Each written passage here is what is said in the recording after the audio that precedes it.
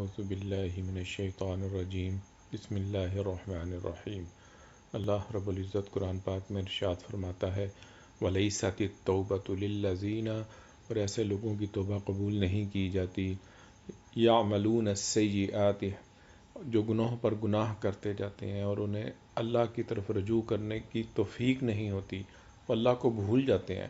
حَتَّى إِذَا حَضَرَ أَحَدَهُمُ الْمَوْتُ، یہاں تک کہ موت کے دہلیز پر پہنچ جاتے ہیں، موت کے فرشتے کو دیکھ لیتے ہیں، قال انی تبت الآن، تو کہتے ہیں کہ ہم نے توبہ کی، وَلَلَّذِينَ يَمُوتُونَ وَهُمْ كُفَّارٌ، اور نہ ہی ایسے لوگوں کی توبہ قبول ہوتی ہے جو کفر پر مرتے ہیں۔